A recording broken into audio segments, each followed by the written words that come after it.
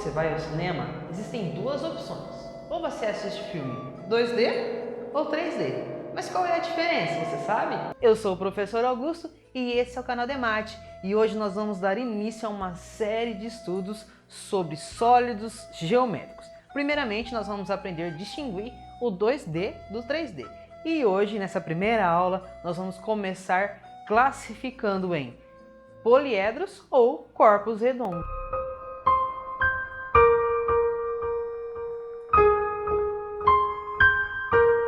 E para não perder nada do que vem por aí, não deixe de se inscrever no canal, caso você não seja inscrito, né? Bora lá então!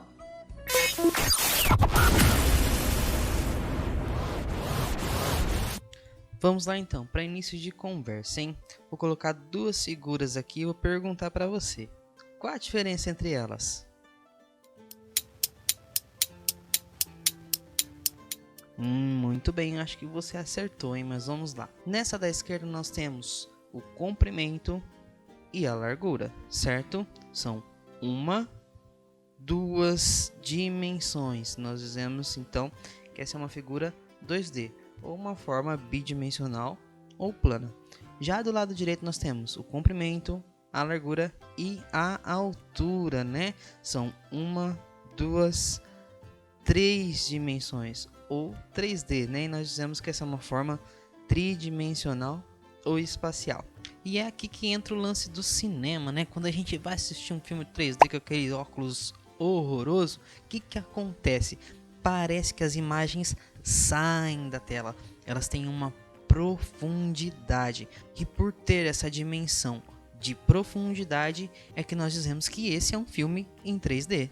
E esse é o assunto da nossa aula de hoje, né? As formas tridimensionais, que nós também chamamos de sólidos geométricos, que por sua vez são divididos em duas partes também, os corpos redondos e os poliedros. Nós vamos falar aqui primeiramente dos corpos redondos, que são aqueles sólidos geométricos que possuem superfícies arredondadas.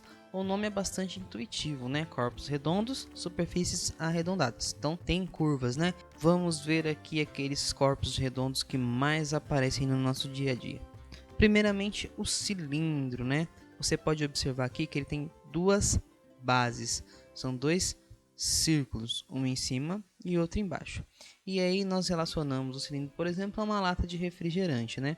É claro que a lata não é um cilindro perfeito, mas a gente consegue aí ter uma ideia de um cilindro. O cone ele tem uma base só e tem um pontinho em cima que a gente chama de vértice. Se a gente for relacionar com algo que a gente conheça, pode ser, por exemplo, a casquinha de sorvete, né? E por fim a esfera. A esfera ela é toda arredondada, né? Claro que é um corpo redondo, né?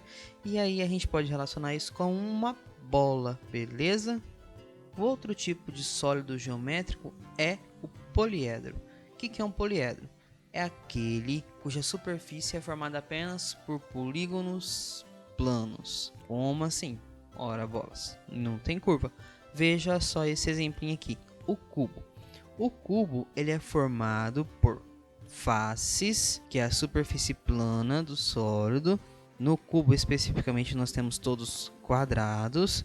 Também temos a aresta, que é o encontro desses quadrados aí. E também temos o vértice, que é o pontinho onde se encontram as arestas. Se encontram em um vértice sempre pelo menos 3 arestas, beleza?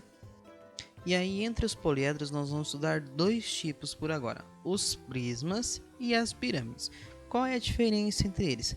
O prisma possui duas bases, no caso aqui nós temos um prisma com duas bases triangulares, né? Muito bem.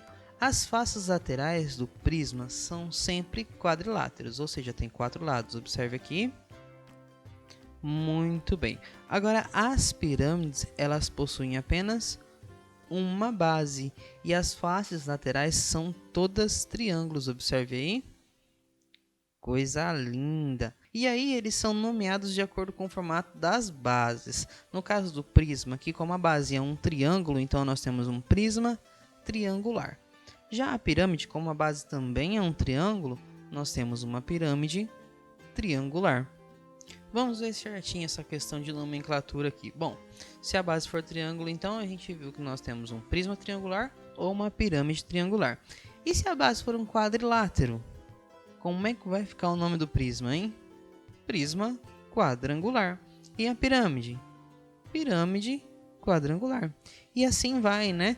Se a base for um pentágono, então vai ser um prisma pentagonal ou uma pirâmide pentagonal. Se a base for um hexágono, então vai ser um prisma hexagonal ou uma pirâmide hexagonal. E assim vai embora, né? Se for heptágono, octógono, eneágono, decágono e assim por diante, é sempre assim que a gente nomeia um prisma ou uma pirâmide. Só que existe um nome que é especialmente conhecido, que é o paralelepípedo. O que é isso? Ele é um prisma em que todas as faces são paralelogramas. Ah, mas eu não lembro o que é paralelogramo. Vamos ver aqui.